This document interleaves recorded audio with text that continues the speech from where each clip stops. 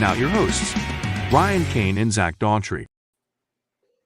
Good evening, barbecue family, and welcome to yet another episode of Midwest Backyard Matters, proudly presented by Man Meat BBQ.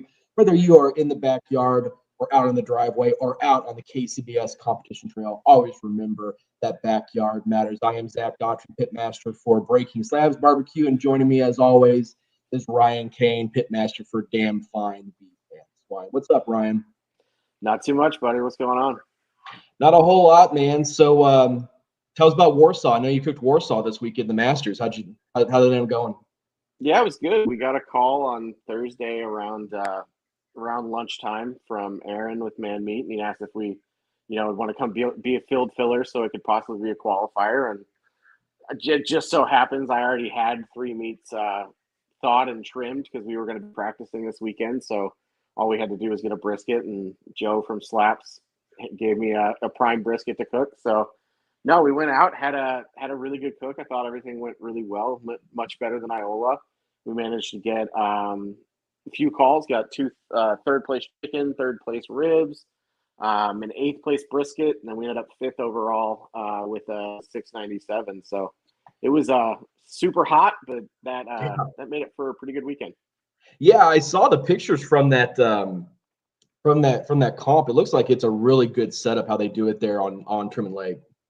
Yeah, it's awesome. I mean, they're kind of that big parking lot that we were in. It's kind of in a little harbor where you've got boat docks on one side and then the lake kind of on the other side. So you're surrounded by water basically on 3 of the 4 sides. Yeah. And it was really nice. They had a big public event on Friday where they had some barbecue, some random trucks out, did fireworks. But no, it was really cool. I think that's one that we will definitely look at doing again next year. No, it looks like a good time. I saw pictures of Aaron out there on his jet ski, and people were fishing off the dock and a bunch off the bank and stuff. No, it looks like a really good time. But yeah, I mean, 697, right? As a filler team, I mean, you're obviously not a filler team, but like to jump in it, last minute there and come away with a 697. Like I keep telling you, it feels like you're just right there on the cusp, right? Like it feels like you're knocking on the door and you're just about to break through because you're so consistent in your cooks. Yeah, I think things are. I think the scores are trending the right direction right now. I got to figure out pork still. That's still kind of the one that's holding me back a little bit. I mean, it was basically a 4-point gap between 1st and 5th, so it was pretty close. And Black Magic won, so congratulations to those guys. But they were actually the other filler team for the weekend, so we both got those little karmic bumps in our scores. That was nice, but. Yeah. So how did the bandit camp practice go this weekend? Yeah. So what Ryan's talking about is our friends from formerly Pig and Whiskey OG, and now they are the OG Bandits. It's Josh and Ashton. They live out in Oak Grove, and so what they did is have like a simulated competition, right? And they got in 6 certified judges, and we each did. Entries in whatever meat we chose to do. So I did chicken and pork. It's what I'm working on right now. And they were judged like you would have at a sanctioned competition. And what was so cool about it is we had like a KCBS timeline. We had boxes that were built for our entries, took them inside, judges judged, and then we all went in for quote unquote awards. And the judges read off the scores. But what was so cool, unlike what you experience at a competition, you don't know why exactly they gave you a 9 or an 8 or whatever it was. And so the judges said, I scored you 9, 8, 8. And then they walked you through why exactly on each of the 3 scoring categories you received the score that you did. And for someone who's trying to figure out what judges are thinking or trying to figure out what they're doing in a particular category, as well as I do that feedback is priceless. And so we've been starting to cook chicken legs a little bit more recently. And so Josh and Ashton, which they're former chicken team of the year, were walking me and Joel Fleetwood from Meat Rushmore, kind of just what their process is. Really eye-opening as far as their trim goes. And then we ran a simulated comp cook, and then we did pork. Which we haven't done very much lately. Got some good feedback on that. It was a good time. It was hot, really hot. And we spent a lot of money to do a practice, but man, good time hanging out with those guys, and just a really cool idea. So shout out to OG Bandits for taking the time and the effort to do that. Yeah, absolutely. That's one of those things, and I don't want to overpromise and underdeliver, but that's probably one of those things that we may look at trying to do something similar in the off season, in winter, or maybe just kind of a kickoff before the beginning of next season. Maybe something that we can try to put together. And one more thing, they didn't charge a dime. That's awesome. Yeah, because they have a lot of friends in the judging community, so it was kind of one of those things where they just sent out a feeler message to see who was available, who might be interested to help out. And I think that was good. I think it was good for the teams. I think it was good for the judges too, to be able to get kind of a face-to-face interaction with the people that were cooking their food. I think KCBS in general, or all of us, could use more of that type of interaction. So that was what we had originally thought our meet out for. Before we got the call to go cook Warsaw. So I'm a little bit bummed that I missed that, but no, I'm glad that it was as good as it was advertised, because that's super helpful to have. No, like I said, really gracious of them to have us over their home, and do it, like I said, and not charge a dime for it. And like I said, no, I can't say enough about them and them hosting that event. And I think it's something that, it was successful. Not a lot of teams. Hugh Monroe came up from Springfield. It was there, and it was me and Joel, and then Josh and Ashton cooked. So there's only 4 teams that were in this quote unquote contest. But no, I think they're going to do more of them in the future. So if there's anybody out there that is interested in participating about one of these in the future, holler at us and let us know that there is interest. So I did technically win first in pork, but I was 2 of the 3 entries in pork. So I didn't win the Royal or anything like that, but so I was like, yeah. So hang on, you did 2 different entries in pork? Yeah. So let me back up on that real quick. So what was cool about this also is, like, at a sanctioned comp, you get 1 entry, right? Like, you got to hit it on that one. But because people were playing around with different recipes, different processes, like Meat Rushmore, they turned in 3 different chicken entries because they cooked their legs 3 different ways, 3 different seasonings, 3 different, I did 2 pork because I did 1 with nothing but bacon because my money muscle was absolutely horrendous. And then I did tubes, and they were dry as all get out. And I knew that they were. So I doused them in sauce just to see if I could get one over on the judges. And I knew I wouldn't. And I absolutely did not. So I finished first and third in the pork. And, they were like, "Why'd you put so much sauce on it?" And I was like, "Well, because it was so dry." And that's a comp trick, right? You try to cover it in sauce if it's so dry that you can't just turn it in dry, right? You got to do something to try to maybe fool them. And man, I did not. Not that I'm that clever anyway, but I thought, well, I got a box already made. I need to put something in here. We put our tubes in one, and we did nothing but bacon in the other. And the bacon is what ended up scoring the best. Well, that's awesome. Yeah, no, that's super cool. Because how often are we just kind of like shooting in the dark, and you don't really know whether or not what you try is working, and the only thing you can do is, well, let me throw $500 into a contest and see if it works there. And there's some people, i.e., who we're talking to in a little bit, that pans out for, and then there's a lot of us that doesn't work for. So it was a really cool thing. Like I said, so hit us up off the air if you're interested in participating on something like this in the future. I know that they would love to have more people over for something like this. But we have quite a bit of results and Team of the Year standings to get to here. So let's get right into covering this week's backyard action. So we want to hit a point right here. So last week we missed the day 2 results of Smoke in the Grove. And the reason why this is because KCBS, in their infinite wisdom, they actually posted the backyard results for this competition on the Masters page. So we did not know what the scores were for day 2 because they posted them in the Masters section. So just real quick to cover Smoke in the Grove from Spring Grove, Pennsylvania last week. Miss Spillion Meatworks won the grand championship on day 2. Number 1, Ham Squad, Reserve Grand, the fat is where it's at, 3rd. Hot Mess Barbecue, 4th. Sweet Rick's Barbecue, 5th. Sticks and Stones Barbecue in 6th. Travis Murphy and Golden Blue Barbecue in 7th. Taskers Barbecue Supply 8th, Dog Patch Q in 9th, and Brewski's Barbecue Competition Team rounded out the top 10 at Smokin' the Grove. Over in Roseville, Minnesota, at the B-Dale Barbecue Contest, we had Lucky Shoes Barbecue in first, Furlong Smokin' Seafood second, Remote Tax Services in third, Smoky GQ Barbecue Team in fourth, Unknown Smokers fifth, sixth place was Smoke Till We're Broke, seventh was Pity Q, eighth was Perket About It, ninth was Sensuous Barbecue, and rounding out the top 10 was Carnivorous Jim BBQ. Yeah, the tax services, that blew my mind. Yeah, right. Like You gotta love it with a competition team. But hey, good for them. They're third overall. The Back to School Bash in Madison, Alabama was also held this past weekend. 2 swine took home the grand championship. Rib Life took her home reserve grand. Better and Pork Pullers in third. Hickory Hangover in fourth.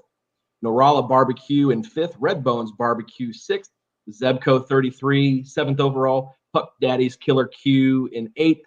Hell on Squeals in ninth. And Leela Q in 10th. Seems like it was like the big Southern teams all went to that one this past weekend.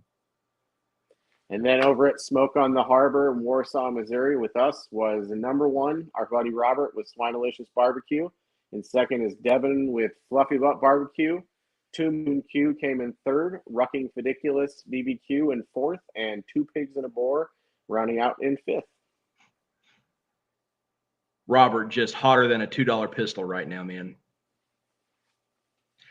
So the Backyard Chicken Team of the Year standings still in first is Furlong Smokin' Seafood, Ham Squad second, Has Hogs 4 hangs in there at third overall, Rib Life fourth, Veteran Pork Pullers fifth, Brian Calhoun and Weeze's Groove and Barbecue in sixth, Schmack Q seventh, The Fat is where it's at eighth, Two Swine Q moves into the top 10 at number 9, and rounding out the top 10 in the Team of the Year Backyard Chicken points is Taskers Barbecue in. Team of the Year Ribs, The Fat is where it's at, stays at number 1. Leela Q in second, jumping up, as well as Wrecking Crew in third. Swinelicious drops down to fourth. Fifth is Weeze's Groove and BBQ. Mispillion Meat Works is sixth. Seventh place is Dog Patch Q. Furlong Smokin' Seafood moves up a spot into eighth. And ninth is Hickory Hangover. And rounding out the top 10 is Ham Squad. Those chases are just getting better and better. And yeah, like I said, once again, shout out to Robert. Took home first, I know, in both chicken and ribs this past weekend, as well as our buddy Devin with Fluffy Butt. I know he was second in chicken and second in ribs, so for reserve grand. So congratulations to those guys and everybody else out there on the competition trail this past weekend. Absolutely. Well, Ryan, speaking of teams that are just hot as all heck right now on the competition trail, we've got Drew Davis of Razorracks BBQ are joining us on the show tonight. Thanks for having me, guys. Hey, Drew, thanks for being here. Coming on, man. So, Drew, tell us a little bit about yourself. Tell us where you cook out of, and how exactly did you get started in the world of competition barbecue? Okay. First off, I'm Drew Davis with Razorracks BBQ. From kind of the north central Arkansas area, closest decent sized towns, Batesville. Been cooking competitively for about 10, 11 years.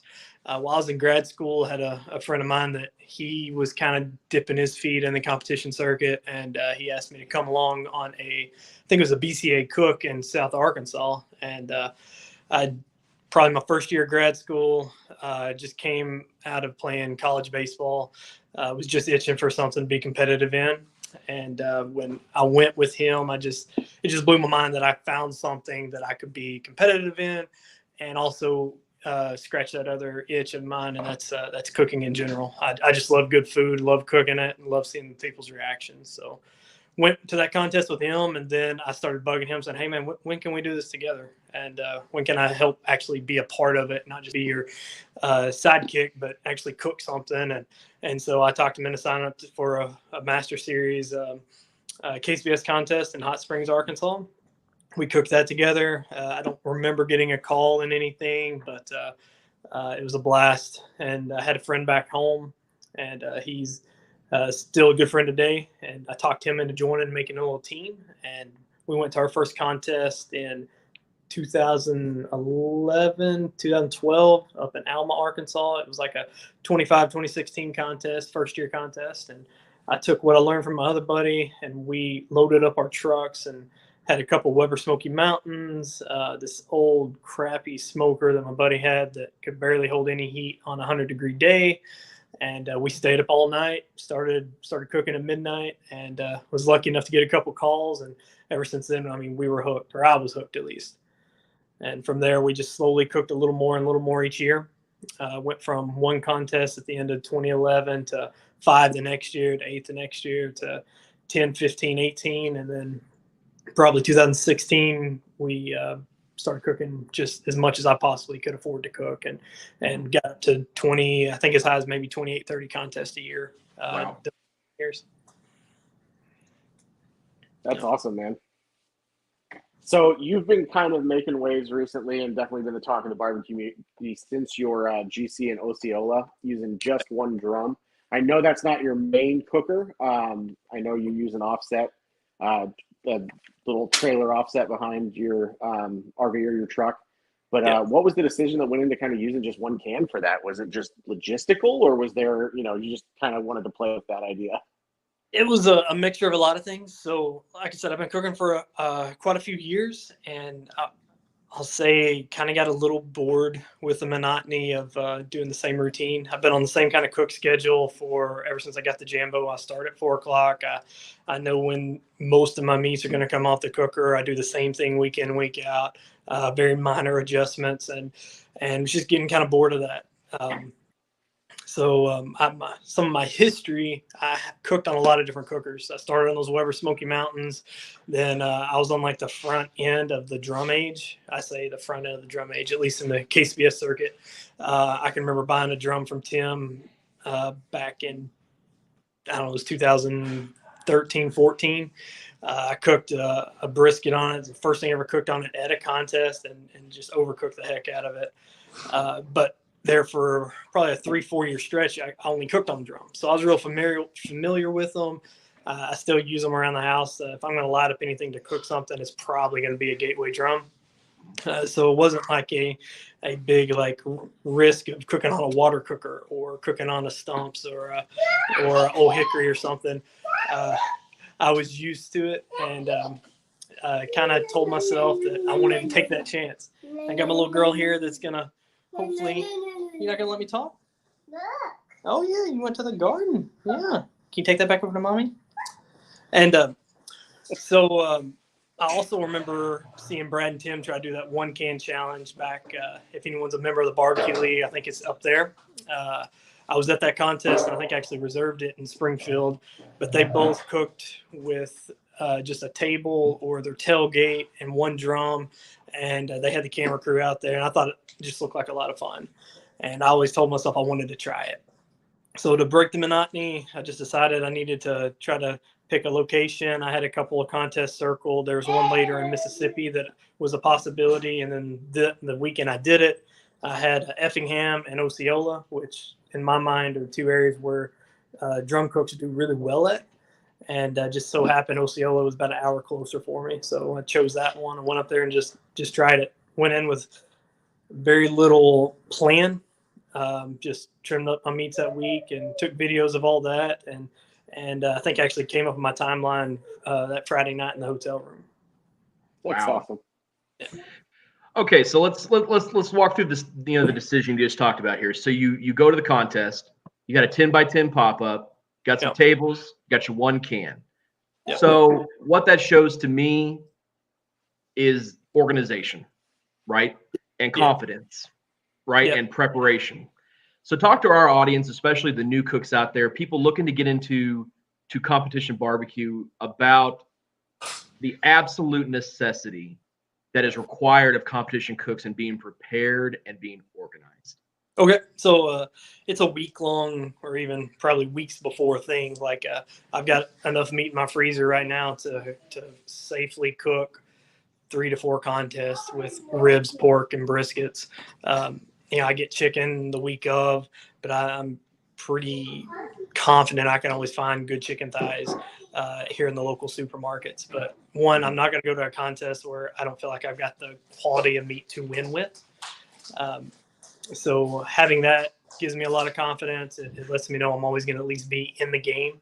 Like I can remember times where I broke open a package of ribs or even a pork butt and having a big slice of the money muscle, and I'm like freaking out, saying, "Oh, I got to go to the store and try to find another one." I'm not going to go to a contest 2 steps behind where I need to be.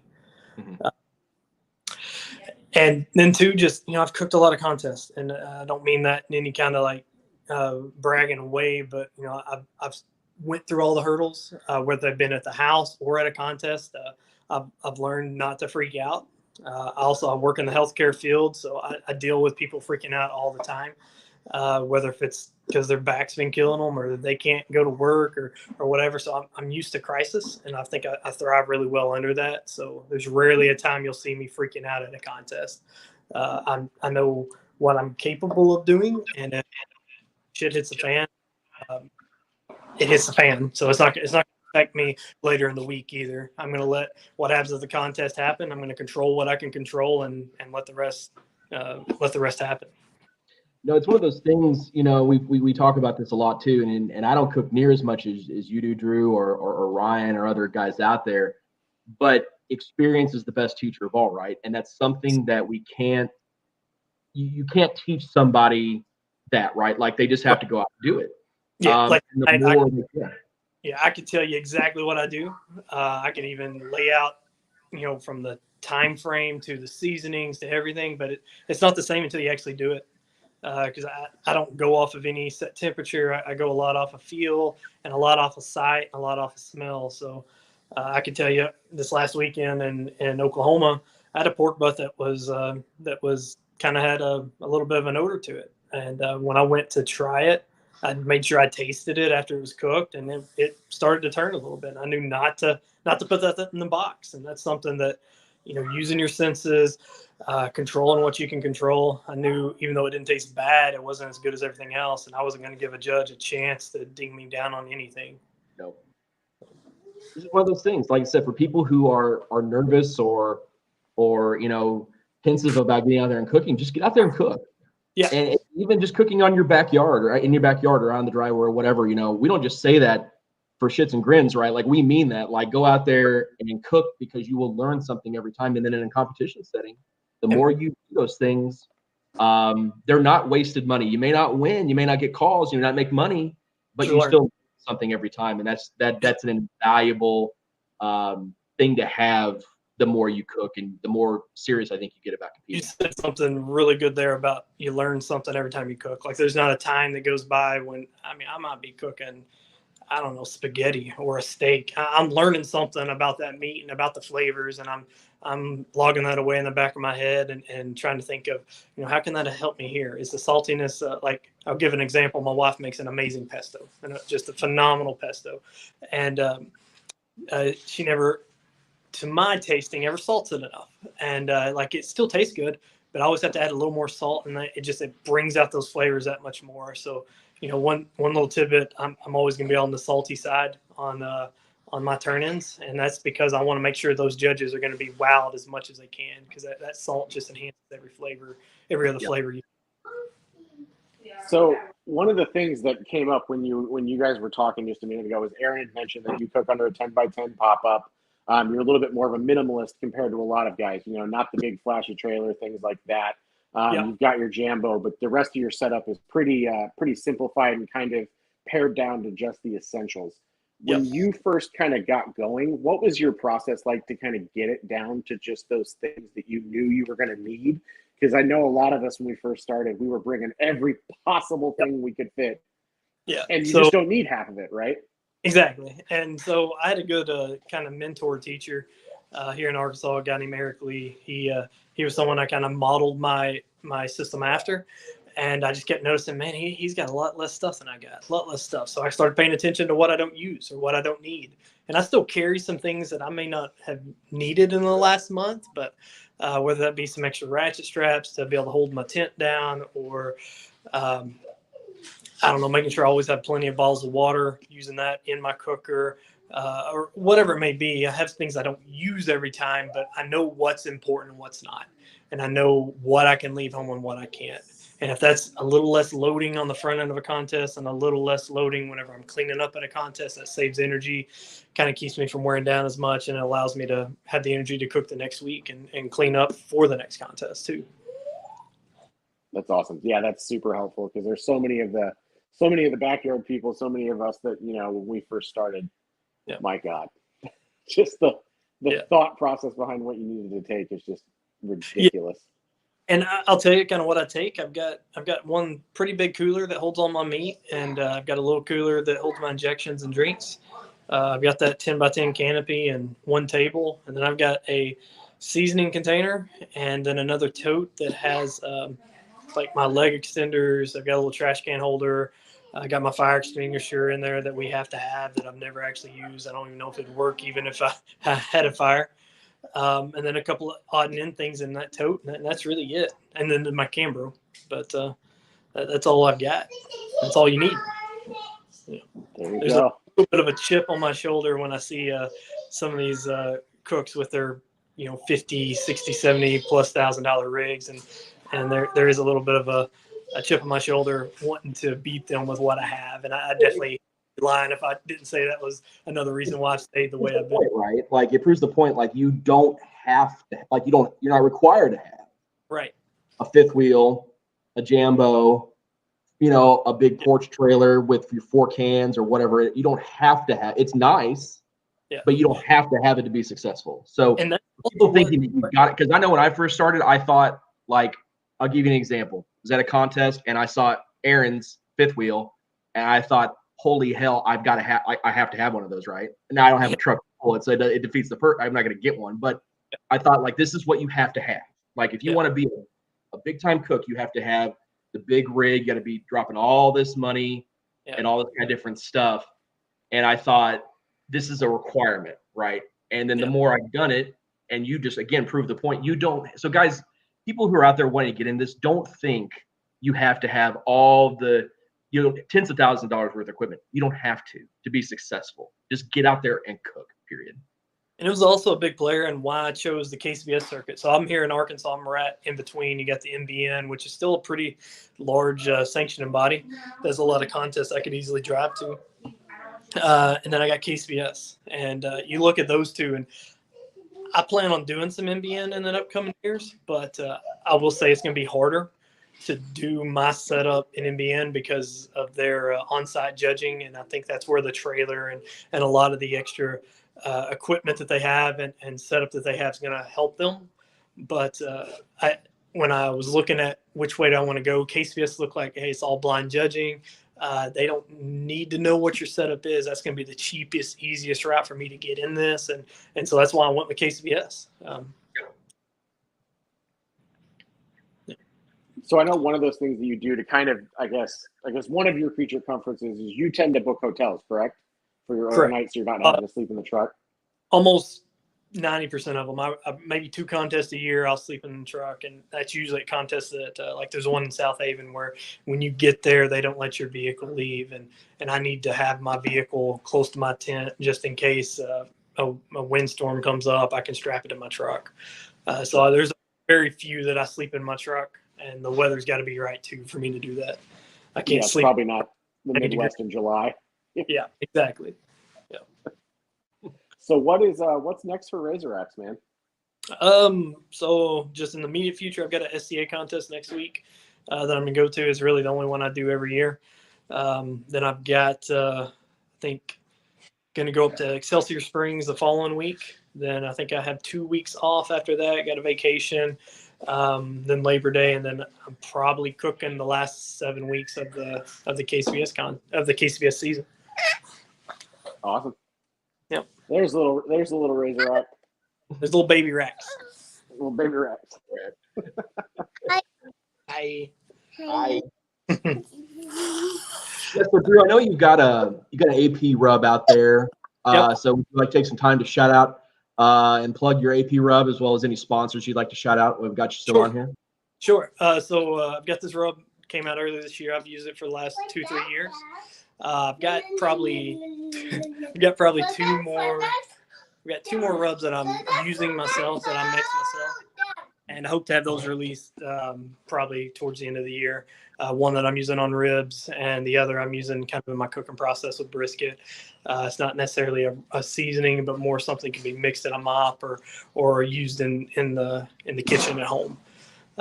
So I've got those, and then I've got 2 great sponsors. I've got Fire Dancer Barbecue here in Arkansas. I've already mentioned him, but he's been a big player in my success and a big mentor that's helped me get to where I am. And then Roll Oak, I can't not thank them enough. They're one of the best just cook-centric sponsors out there. They give us all the charcoal we need and a lot of publicity, and just they're just great people to work with as well. Probably the best for the buck too, or definitely the best charcoal for the buck, if not the best. Like I said, no, you and Ryan are both Team Royal Oak, and we use Royal Oak. We're not sponsored by Royal Oak, but that's all we use. And so, where can people find your rub? Do you have a website they can buy it from, or what locations are currently selling it? So with my day job, I haven't had the time to really commit to be able to ship it myself on a daily basis. So I've left that to the retail stores. Got Fire Dancer Barbecue, he'll ship it. Atlanta Barbecue Store, and then here in the last probably couple weeks, KC Grilling Company, Kansas City Barbecue Store, American Fire, they've all received it, and I think they're all have it online, and you can ship from there as well. Awesome. Yeah. Like yep, we just got it in. I'm looking forward to trying it tomorrow when I'm at the store. Yeah. Awesome. Just a little bit. I tell a lot of people with pork, I use it as a base layer, and then just pair it with your favorite sweet rub. And then brisket, it's my primary brisket rub. I designed it for brisket, and then just happened to start trying to use it with my pork. Use it as much as I can, because the more I can win with it, the more I think I'll be able to sell of it. So it's helped me quite a bit in pork for sure. Awesome.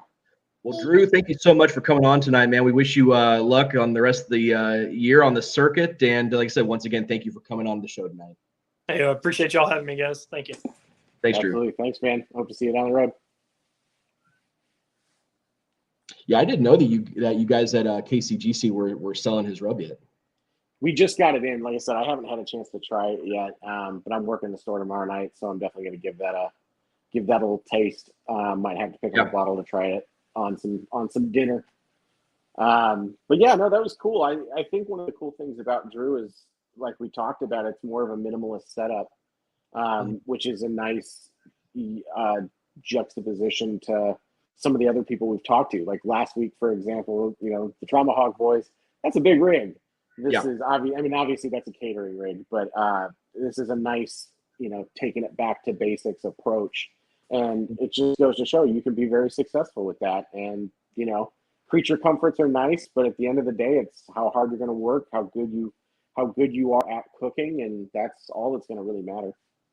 Like I heard Myron Mixon say one time, he's like, I can go out here and I can beat your ass cooking in a trash can, and it's just one of those things that it just proves that's a little bit of a bombastic point, but it proves the point, right? Like you don't have to have these big creature comforts or these, tens of thousands of dollars of equipment or whatever. A Jambo, we all know, I mean, Jambos are what? Still running. They used to be 10 grand. I don't know what they've gone now because of metal, but and Aaron had mentioned earlier about his fifth wheel, it's good for the family. And like I said, at the end of the day, this is what it's also about, right? It's about people who have those big trailers, not so much to cook out of and have a controlled environment, but it's to bring their wives and their kids and different stuff like that. So everybody does it for a different reason. Like I know we're looking to get our camper to number one, first and foremost, bring our son so he can come with us to competition, but also, cooking out of a pop-up tent, we just don't like the wind and stuff. So we like to have that inside thing. But again, you don't have to have it. You don't have to have it. It's not a requirement. I will say one thing though, and that is air conditioning this past weekend was worth more than gold. Now, there is that, like, if it's, if it's super windy, like Osage typically is, or those April contests like Culetha, it could be a little nippy. You want to be inside in the heat and away from the wind, and then flip it to July, August, and you're cooking Warsaw or wherever, and it just can be hotter than 9 kinds of hell out there. And you get inside and you can sleep in the comfort and cook in the comfort. But it's really, really good stuff. that he mentioned tonight. Like I said, awesome guy, and of course, phenomenal cook, and he is hot as anybody out there right now cooking. Did you see? So Ashton just left a comment and said Josh had her sleeping on I an thought air that mattress her. 4 days before delivering their little son Jameson. I'm not 100% sure that was just Josh's idea though, because we all know how competitive Ashton can be. So Ashton told the feel truth. like she was there, of her own free will. I don't know how much convincing that really took. Yeah. So speaking of Ashton and what we're going to be doing for the next few shows, do we want to reveal what we're going to be doing? Hold on. I think that'd be a great idea. I definitely think we should tell people what's coming up. So do we want to announce to the audience what we're going to be doing, what the new format's going to be for the next few shows? You do the honors, my friend. So we are going to be switching things up for the next 3 or 4 shows. So what will happen is that my wife, Katie, and Ryan, his wife, Kim, will be taking over the hosting duties, and they will be hosting. What, bud? Okay, hold on. This is my son, Charlie, everybody. Charlie's not ready for hosting duties yet, but he is a good co-host. So what will be going on is we will be having a series of shows that will be highlighting women in barbecue. So Katie and Kim will be taking over for me and Ryan for the next few shows. And okay, we'll go play with them. And their first guest next week is going to be Ashton with OG Bandits. Yep. So everybody, make sure you turn into the next few shows. We've got some pretty good leads. I think we're going to have on some female guests coming up. And the whole purpose of this is to highlight women in barbecue, that women in barbecue are not just box builders. Women in barbecue are not just box runners. There are women that are very successful in competition, both as cooks, running their own brands and different things like that. So we're really excited to be doing this for our next few shows. And I'm really looking forward to seeing Katie and Kim host. And Ashton is going to be really a great first guest to kick off this series of. Okay. She may be the most competitive guest we've had so far. I'd probably be yes, willing to put yeah. money So on if that. anybody knows anything about Ashton, you know that first and foremost, she is a highly competitive and a highly skilled cook. So that's going to be a really, really good first guest to kick off Women in Barbecue. Yep, looking forward to it. All right, man. Well, you got anything to leave us off with tonight? No, Aaron just mentioned Summer Radar qualified for the Jack. That's one of those that we will reach out to her and see if maybe we can get her on, as well as some of the other women in barbecue. But no, that's going to be really cool. Looking forward to that. Looking forward to cooking this weekend in Winston, Missouri at the Track Side Contest. And then, it's going to be a good week, man. Absolutely. All right, man. Well, I think that's all for us tonight. So everybody, thank you for tuning in once again to Midwest Backyard Matters, proudly presented by Man Meat BBQ. Whether you are out on the driveway, in the backyard, or out on the KCBS competition trail, always remember that backyard matters. Guys, have a good night. Good night, everybody. Midwest Backyard Matters, brought to you by Man Meat BBQ. Additional sponsors: American Fire Barbecue and Grilling Supply, Sofa King Awesome Barbecue, Trauma Hogs Barbecue, and Hunsaker Smokers.